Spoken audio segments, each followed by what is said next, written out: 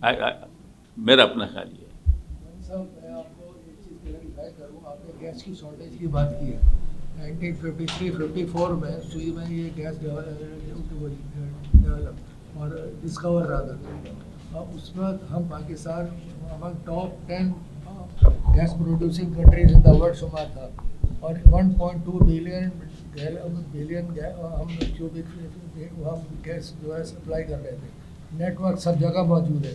अब वहाँ आज भी गैस है, लेकिन वहाँ लॉ एंड ऑर्डर की वजह से कोई एक्सप्लोरेशन के लिए नहीं आता, सब डरते हैं। ये तो मैं अर्ज कर रहा और था। उनको वहाँ इतना खतरा है कि जाएंगे मार देंगे और फिर वहाँ ब्लैकमेल करेंगे। तो नहीं, वहाँ हम दूसरी जगह कर रहे हैं। देखें यहाँ सिंध में निकल रही है, ये शैलो वेल्स है का कोई 2000 3000 4000 और ये जो है ये शैलो चंद थोड़े अर्से के बाद वो ख़त्म हो जाएंगे। तो ये वहाँ जो अभी भी गैस है वो बहुत बड़े ज़ख़ीरे हैं, लॉन्ग लास्टिंग है। And we are bordering with Iran, तो ये भी तो देखें कि वहाँ जब गैस है तो यहाँ भी है, लेकिन वहाँ को एक्सप्लोर नहीं कर सकता उनको उनके डर के वहाँ पे ड्राइव्स में। दूसरा ये पॉलिसी जो आपने बताई, मैं सुन के हैरान हुआ हूँ कि उन्होंने कहा था कि बाई 2030 विल इतने % गाड़ियाँ। कल भी आज भी शहबाज शरीफ का बयान है, यूएई में वो दौरे पर है। उन्होंने भाई 2030 हम इतने % गाड़ियाँ 30% हमारी चली जाएंगी, ये जो है ना ये इलेक्ट्रिक के ऊपर। तो बता दे जाओ दे ये बात कह रहे हैं, लेकिन मैं आपसे सुन के हैरान हुआ कि उस पर उन्होंने इलेक्ट्रिकल व्हीकल्स पे टैक्स लगा दिए। दूसरी बात ये पॉलिसी तो ये ना, अगर आप टैक्स लगाएंगे तो कौन गाड़ी खरीदेगा? सर, दुनिया भर में इलेक्ट्रिकल व्हीकल्स की तरफ लोग जा रहे हैं और ऑयल की जो प्रोड्यूसिंग कंट्रीज है ना, उनको मार्केट चाहिए वो जगह है जहाँ पे ये ऑयल को डंप कर सके, और आइडियल मार्केट हमारी है। और आपको पता है ऑयल एक्सपोर्टिंग कंट्रीज हमारे साथ अटैच क्यों हैं? उनके अपने एजेंडाज हैं ना, क्योंकि हमारी मार्केट कंजम्पशन मार्केट है। वो कैसे चाहेंगे कि हम इलेक्ट्रिफिकेशन की तरफ चले जाएँ? फ्रंट पेज पे किया ने कार निकाली है इलेक्ट्रिक, उसकी कीमत रखी है 5 करोड़ 40 लाख। भाई वो तो कम होनी चाहिए थी। अब कौन लेगा? आप अट्रैक्ट हुए, कह रहे हैं तो अच्छा है इलेक्ट्रिक है, चलो ले लें। हालांकि it is a very ugly model, मुझे तो देखते ही करा है कि ये बहुत खटखलाता है नहीं हो, लेकिन कॉस्ट देखे 5.5 करोड़ और फिर उसको ऊपर रजिस्ट्रेशन टैक्सेस मिला के 6 बन जाएगी। तो अब आप कह रहे हैं कम करने की, वहाँ तक कीमतें बढ़ रही नहीं, उसमें क्या किया भाई, अब गाड़ी की कॉस्ट निकालेंगे ना, इंपोर्ट स्टेज पे एक्स्ट्रा टैक्स बिल्ड किए हुए हैं। मैं आपको ये तो समझा रहा हूँ, इलेक्ट्रिकल व्हीकल्स को डिस्करेज किया जा रहा है ताकि वो कंजम्पशन आ कहाँ से रही है। अल्टीमेटली क्या होता है, जो ऑयल प्रोड्यूसिंग सऊदी मार्केट है, बेसिकली सऊदी को मार्केट चाहिए कि अपने ऑयल की कंजम्पशन बढ़ाए, ठीक है? तो वो मार्केट आइडियली हम ही है ना। हमको डेफर्ड ऑयल पेमेंट कहाँ से मिल रही है? वो हमें कोई मुफ्त में नहीं दे रहे, उनके ऑब्जेक्टिव है। अभी तो उन्होंने आराम को यहाँ पर आ गया है और गो के नाम से जितने नए पेट्रोल पंप खुल रहे हैं बेसिकली आरामको के, और साथ साथ उसके जिस तरह मैकडोनल्ड होता है ना, तो उनका अपना एक ब्रांड है, अरबी नाम उसका मुझे भूल गया है, वो साथ साथ उसके फ्रेंचाइज भी 2000 फ्रेंचाइज उसकी दे रहे हैं, अल्बैक व्हाटएवर। तो मतलब सऊदी अरब की इन्वेस्टमेंट ये है जो आपने बताया ना, ऑयल डंप यही है। वो अगर वो पेट्रोल पंप भी अपने खोल रहे हैं।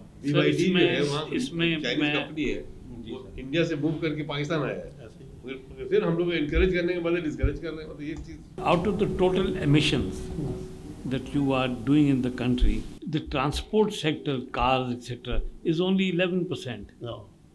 The bulk of that emission is in the industry. So what you have to do is to आपने जब तक इंडस्ट्री को ठीक नहीं किया तो कुछ भी नहीं होगा। और उसको ठीक करने के लिए सबसे जो इम्पोर्टेंट चीज़ है, आपके पास HR है ही नहीं। तो जब आपका HR की वजह से आप बच्चों को जो ट्रेनिंग करनी पड़ती है, वो आज के किंडरगार्टन के बच्चे को जो अगर आप ग्रीन करेंगे तो बड़ा होकर तो it takes 10 years 12 years to get into the transition. तो मैंने बाजी से यही कहा था कि आप जो हमदर्द है, it's a name, it's a brand. आप इस ब्रांड को के ज़रिए आप अवेयरनेस क्रिएट कीजिए through your university and through your brand, के ग्रास रूट लेवल से ये एमिशंस के बारे में बताया जाए। देखिए, मैंने नॉक्स का तो आपको नाम दिया, मगर उसकी जो इफ़ेक्ट्स हैं वो क्या हैं, पहले आपको अगर वो पता लग जाए तो बड़ा परेशान हो जाएंगे। नॉक्स जो है वो मेरी उम्र, अब क्या परेशान होना, सारी उम्र नॉक्स सुनते रहे मगर मैं उसका इफेक्ट बता दूं, मेरी उम्र जैसे लोगों के लिए ये डिमेंशिया एंड अल्जाइमर क्रिएट कर देता है। मैं नहीं कह रहा, दुनिया की वर्ल्ड की जो स्टडीज़ हैं वो कहती हैं। और जो यंग चिल्ड्रन हैं from the age of 3 onward they lead to mental retardation. तो एक तरफ आप उनको प्रोटीन नहीं देते पूरे बच्चों को, एक तरफ आपके और प्रॉब्लम्स हैं, उनको फिर आप ये स्मॉग लेडन गैस से आप उनको मेंटली रिटार्ड कर दें कि वो शायद 2+2 4 भी ना उनको जवाब आए। ये हाल हो रहा है। सर ये बताइए कि आप कह रहे हैं कि सबसे बड़ा जो माहौल ख़राब करने वाली चीज़ वो इंडस्ट्री है। तो हमारी इंडस्ट्री तो बहुत सारी बिजली इस्तेमाल कर रही है। बिजली से फिर जो बिजली जहाँ पैदा हो रही है वो तो कर रहे होंगे, वो जो कर रहे हैं इंडस्ट्री में वो तो कोई मतलब एमिशन नहीं कर रहे। लेकिन इसके अलावा अगर कोई और फ्यूल जो बॉयलर में इस्तेमाल कर रहे हैं या कुछ और तो वो होगा। लेकिन वो से इंडस्ट्री तो रोज़ कहती है बिजली की कीमतें कम करो, मार्कअप कम करो तो एक्सपोर्ट बढ़ा देंगे, हम ये कर देंगे, वो तो ये रोते हैं। तो ज़्यादातर बिजली इस्तेमाल हो रही है। सर मैं आपको उसकी भी बारे में बताऊं। जब हमने स्टडी की वर्ल्ड बैंक की तो हमें पता लगा कि हर इंडस्ट्रियलिस्ट अगर कोई यहाँ हैं तो उनकी पता लगेगा कि उनके पास जो इलेक्ट्रिक मोटर्स लगी हैं वो दे आर ऑब्सोलेट, उनकी ज़्यादा बिजली खाती हैं और उनके हर फैक्ट्री में जो मोटर जल जाती है उसकी रीवाइंडिंग होती है। अमेरिका में it is a criminal offence to rewind your electric motor which is burnt out in your own factory और use unprofessional shop to do it. World Bank की जो स्टडी से प्रूव हुआ कि पाकिस्तान में तकरीबन 10 million electric motors have to be replaced. 10 million electric motors have to be replaced. उस अगर वो रिप्लेस कर देते हैं तो आपका कार्बन फुटप्रिंट जो अभी ज़्यादा हुआ है वो बहुत कम लेवल पे आ जाएगा।